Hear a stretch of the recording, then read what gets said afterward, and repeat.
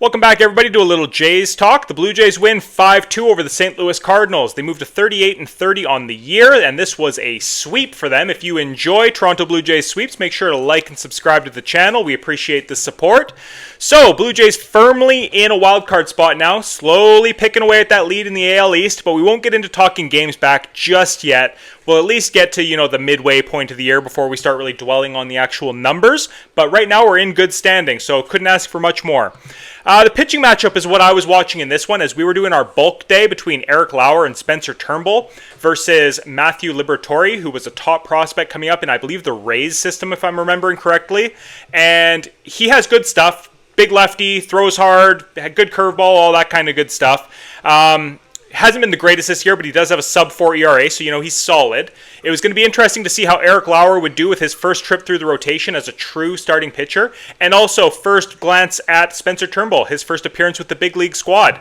So, let's get into the recap. Liberatore has a good first inning. Guerrero singles, but that's it. He gets everybody else out, keeps it 0-0 through the top of one.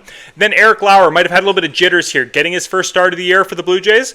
Nootbaar strikes out, wins singles. He moves to third on a pickoff error, and then Herrera grounds out before Wilson Contreras knocks him in with a single to center field, making it 1-0 Cardinals.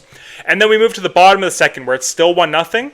Arenado flies out, Gorman lines out, and then Pozo homers to left field. It looked like the left fielder was going to have a play on the ball, but ultimately got out, making it 2-0. Heineman starts off the top of the third for us. I believe this was the one where it was a ground ball up the middle that Gorman was reaching for, and it just skipped over second base.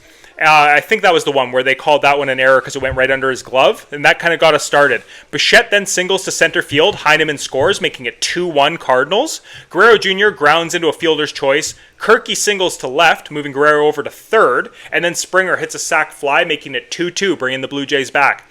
And in this one, when we fell down 2-0, I had no concerns. I knew for a fact we were going to come back and score at least 2 runs, and that is a feeling that we haven't had a lot this year up until about this last month, and it is great having that much faith in your offense. Clement then singles, moving Kirky up to second before Davis Schneider strikes out, and he had a tough day today. But yeah, it was 2-2 through the top of the third inning. Eric Lauer had settled in. He gets Nootbaar to strike out, Wynn to fly out, walks Herrera, hits Contreras, and then gets Burleson to strike out. Keeps it 2-2 through 3. Liberatore runs into a bit of trouble as well in the fourth. Straw reaches on a bunt single, really nice bunt by him. Clase draws a walk. Heineman sacks bunts them to move Clase up to second, Straw to third, and I like this move. Stay out of the double play, even if Heineman's been hitting well. Just try to ensure that you take the lead in this inning, and they did. Bichette then hits a sac fly to right field. Straw scores, and Clase with his speed moves up to third base. Guerrero Jr. singles to left, scoring Clase as well, so that makes it 4-2 Blue Jays. Guerrero Jr. steals second, and Kirky strikes out swinging, so it keeps it as 4-2.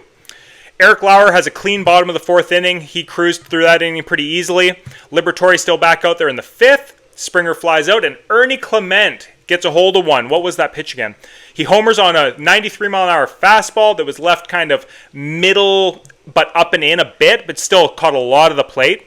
So Clement homers, left field, 377 feet, makes it 5-2 Blue Jays, and this is where we're starting to feel good. Bottom of 5, Lauer's done. He gets Scott singles, and then he gets Nootbaar to ground out. Scott moves up to second. We go to Braden Fisher, who comes in, gets Wynn to foul out, and then gets Herrera to strike out, keeping it 5-2. Great stuff by Fisher there. Great stuff by Lauer. He was very solid in this one. We go over to Turnbull in the 6th, and he has a clean 6th and 7th, keeping the score 5-2 heading to the late innings.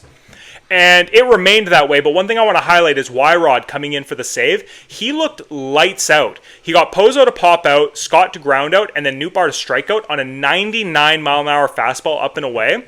If this is the Wyrod that we're going to see in the back end of the bullpen, I do not want to see him start another game in his career. This is a valuable guy on a very team-friendly contract, if that is the sort of inning that you're going to get out of him in the 8th and 9th inning there, like a setup man or a closer. Just tremendous stuff. You see what we had to pay Jeff Hoffman. What was that, like $13 million a year or something like that for a good lockdown closer?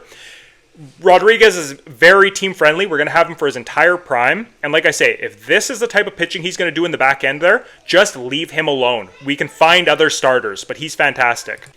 We're going to flip over to the box score now. So Bo Bichette goes 1 for 3. Vladdy goes 2 for 5. Kirky's 2 for 5. Springer 1 for 3. Ernie Clement had a great game, 3 for 4. He was banged up diving for a ball, and he was replaced by Addison Barger at the end of the game there. So hopefully that's nothing too serious. Just he was shaking out his leg. He stayed in the game initially and then got pulled between innings.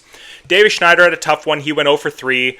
Andres Jimenez came in to pinch hit and then play in the field for the last inning at second there.